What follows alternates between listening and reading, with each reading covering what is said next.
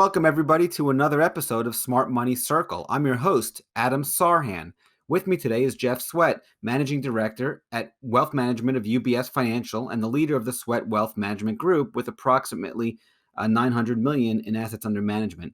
Jeff, thank you so much for coming on the show today. It's great to be here, Adam. Thank you for having me. So Jeff, I always like to begin. Can you tell us your story and how you got started in the business? Sure. I have one of the shortest resumes that you probably have ever seen. In 1992, I took a job with Payne Weber as a financial advisor. Fast forward 28 years, and I still do the same thing at the same firm. I'm that guy, and I never thought that I'd be that guy, but I actually am that guy. And there have been a number of changes along the way during my 28 years. Number one, Payne Weber was acquired by UBS. Also, I was originally hired in the Chicago office, and since then I have moved back home to Boston just to be closer to family. Nice. So that guy, how does it feel to be that guy? Well, it's obviously I'm still here for a reason. It's a wonderful place to work. The firm has been terrific, and they allow us to do what we need to do in order to support our clients. So there's never been a catalyst or any kind of urgency to move on. Nice. So very happy to be here. I love it. Love it. So Jeff, can you tell us a little about your investment strategy? Yes. So our core business is retirement planning. So our portfolios tend to be fairly conservative.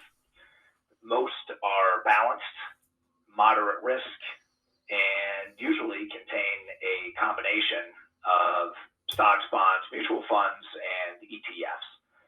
So our clients really have already made their money.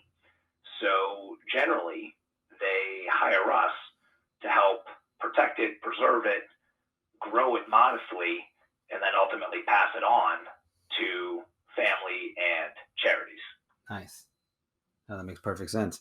And then I know you're big on planning. So how does planning come into play with respect to the investment side of it?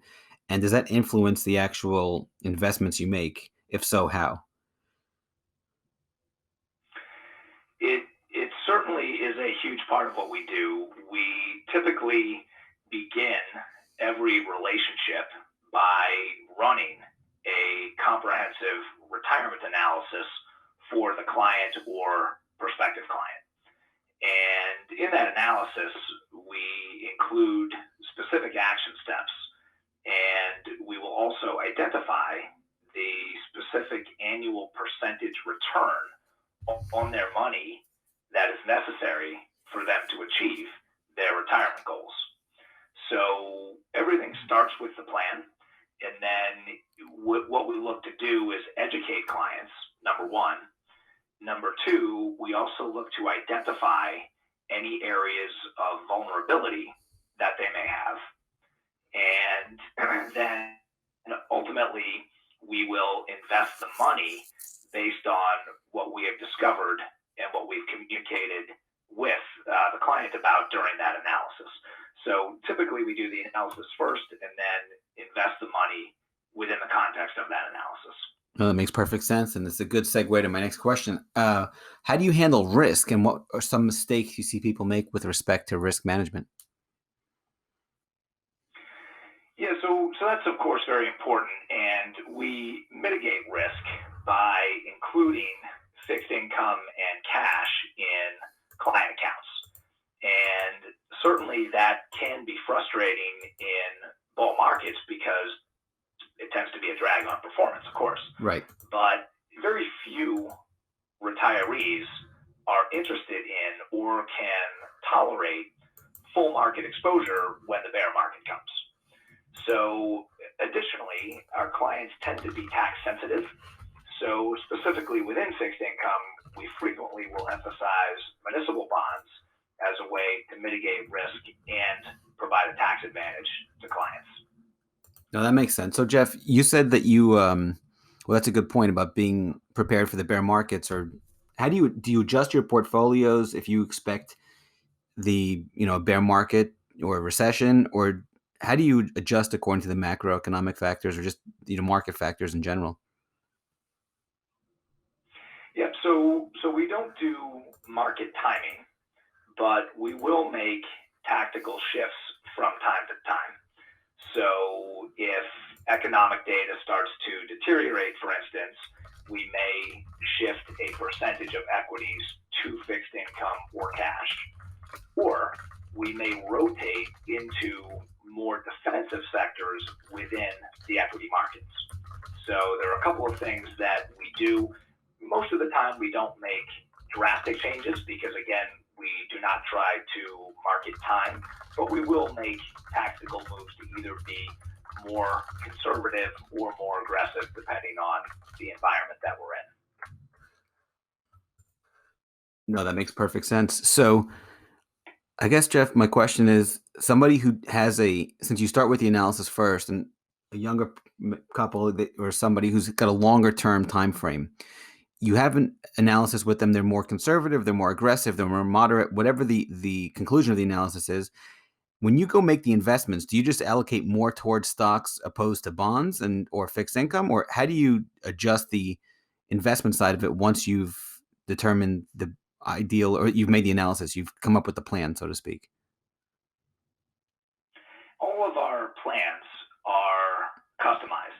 There are no two that are the same. Okay. So, really, the most effective way for us to handle that for a client situation is just to address their situation. It's certainly not one size fits all. So, for example, we handle a lot of situations where a client has a highly concentrated equity position. Right. And that could be in a business, it could be in a stock, or it could be in real estate. Okay. And in the example that it's in company stock, if someone has worked at a company for a long period of time and they're getting close to retirement and looking to diversify a little bit, we need to manage capital gains taxes. And so it typically would be a gradual process of pruning down their highly concentrated stock position and then gradually diversifying into municipal bonds and other more conservative assets. No, that makes perfect sense. But highly customized process, and no two are the same. Perfect. So when you before I go into the timeless lessons, when you have a highly customized portfolio, let's say you have a family or a client comes to you and says, okay, here's my outlook. I've got X amount, I'm this age, I make this amount of money. What are some mistakes do you see people make? I mean, you've been doing this for a long time, when they sit down and talk to you in that analysis or in that planning stage. Before we dive into deeper with timeless lessons and timeless mistakes, just I'm curious with respect to the actual planning. When you first meet somebody and you sit down with them, I'm sure you've seen, it's almost like a photo. In the old days, we had a photo album. You go through the photos and there were a lot of familiar faces. Are there certain behavioral tendencies or traits that you see people either do good and or bad with respect to planning? I like the photo album analogy there. Yes, I would say that a common mistake is for people to invest their money outside of the context of their plan. Like I mentioned earlier, we start with a plan and then invest the money according to that plan, looking to accomplish the goals that are identified in that plan. So a common mistake can be when somebody drifts outside of those originally stated goals. It certainly can be detrimental to the functionality of the plan. Okay. And that's something that can bring additional risk to the table that people are really better off avoiding. The other thing that we may see is that people sometimes want to react to or invest in either fads or hot topics that are in the media. Yep. Typically, we discourage that. So can you give an example of the former opposed to the latter? The hot topics in the media, that's easy. Crocs 10 years ago or whatever it was, 13 years ago was really popular. People jump all over it. The pet rock decades ago, whatever the case is, I get that part of it. But how about the first part that you brought up with respect to they have a plan, but then they invest outside the scope of that plan? With an example, please.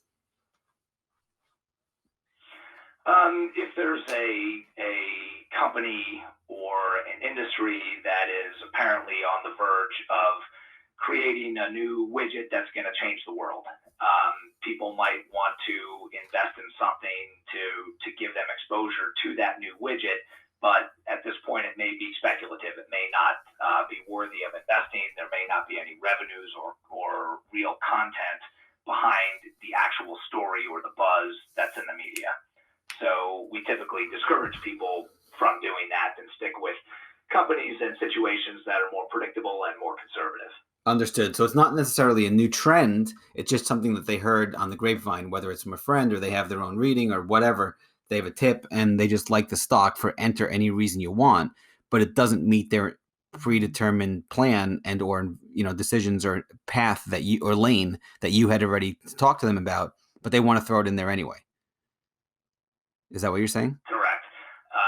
Sometimes, yes, that is something that we typically discourage. Ultimately, of course, the client is the boss of their own money, but we will typically discourage people from getting involved with or putting any significant dollars into situations like that. Another example, Adam, would be when people come to us and ask us to evaluate a business that their friend may start and is looking for seed capital. Right. We do not typically get involved with those situations or recommend that people participate in those. Got it. So basically, you have a plan, you meet with the client. I'm just looking from an education standpoint, right? So the listeners can learn. They come to you and say, okay, Jeff, here's my situation. You give them a plan, you do your analysis. Then you agree to go, in this lane, for lack of a better way of explaining it, go in a moderate position or conservative or whatever it is, aggressive, it doesn't matter. And then they come to you with curveballs and say, hey, Jeff, what do you think about this? Or I want to go open up a lemonade stand with my niece or whatever. That's where things go awry. Is that a good analysis or a good summary? We found that, yes, I think that's probably an accurate way to look at it. Anything that, so for example, we have determined that a client only needs a 2% rate of return to meet all of their retirement goals. Right. Yet they're going to speculate and try to get a 300 or 400% rate of return. We explain that that's not necessary. They can do everything they want to do, hit all of their goals, give the money away that they want to give away. They don't need huge returns. We try to avoid that speculation and discourage people from participating. And a lot of different situations have come up over the years. And we remain flexible, but at the same time, we like to refer people back to the plan that we originally made for them and really ask them if what they are considering really has a place within that plan. No, Jeff, that makes perfect sense. So I guess next question, what are some timeless lessons you've learned along the way that you'd like to share with the audience? Well, with retirement planning, it's very important, as I mentioned previously, to invest assets within the context of that plan. So we encourage clients to simplify that by thinking about their assets in 3 different categories: money they need now, money they need later, and money that's not for them, but they will pass on to family and charities. And with that perspective and with that simplification of the 3 categories, that's a really important lesson that becomes timeless. And again, we will refer people back to those 3 categories and ask them how much money they need in each category. And it can be quite simple. Financial planning and investments can take certain turns into a world of complication that generally is not necessary or productive. And we find that if we can put client assets into one of those 3 categories with open communication with the client, that's a really helpful lesson for people to keep in mind as their plan develops and as their life changes. I love that. That's really good. So money you need now, money you need in the future, and then money you will give away. Is that an accurate way of explaining it? Correct. Yeah. Correct. And then in the last category, will you give it away to family or will you give it away to causes, charities? Right. Or both. I understood 100%. So, what are some timeless mistakes you see people make, and how do you avoid them? Well, I would say I'll refer back to what I mentioned earlier, which is just investing money outside of the context of the plan. When someone drifts from their originally stated goals, and that usually is done when the market goes to extremes, it can certainly be detrimental to the functionality of their plan. So that's really important, is to just stick with the plan. And I'd say that's probably the most common mistake, is letting market extremes take away from what you're truly trying to accomplish in your retirement plan. Got it. And then, Jeff, what is the best piece of advice you can share with the audience? Well, financial services and catering to the consumer in finance has become a very broad industry with a lot of different possibilities. So typically, in a first meeting, we will suggest that people spend some time thinking about whether they are a do-it-yourselfer with regards to their finances, or whether they are a delegator. And there's no right or wrong here, but it's an important distinction to make in identifying the right firm to do business with. Right. So, for example, there are many firms that cater very well to do-it-yourself investors. And that is a terrific fit for some people, but it's not our market. Right. Our clients are delegators, those that do not have the time, desire, expertise, or inclination to do their own planning and their own investments. They just rather spend their time on other endeavors. Right. So typically, we are a very good fit for delegators. We are not a particularly good fit for do-it-yourselfers. And the best piece of advice that I can share with people is determine right up front which category you fit into, because then you can direct yourself to a firm that caters to your financial personality. Yeah, it's a very, very good piece of advice. In other words, know thyself, next level. Exactly. Yeah. And the thing, though, I think from an educational standpoint, it's important for people to not only know themselves, but also know the industry and what the choices are that are available to you. Some people, if you want to do all your own planning and all of your own investments, you probably wouldn't come to our team, because our business is to take care of that for you. Right. And you really would be better off with one of the discount online firms where you can do everything by yourself and not necessarily have to speak with or interact with an individual. Understood. Yeah, that makes perfect sense.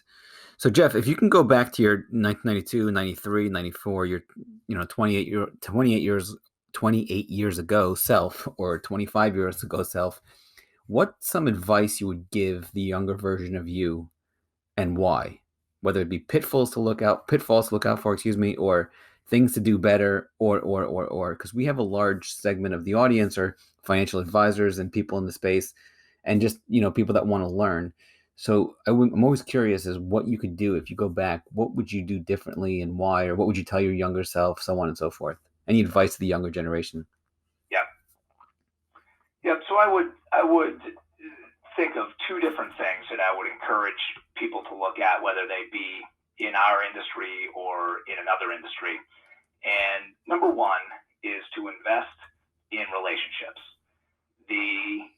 We can crunch numbers all day long, but in the end, the real value to a client is in a relationship with an advisor, or in our case, a team that knows them, understands them, and will cater a plan around their specific financial personality. And that takes a lot of time. It is not a transactional business.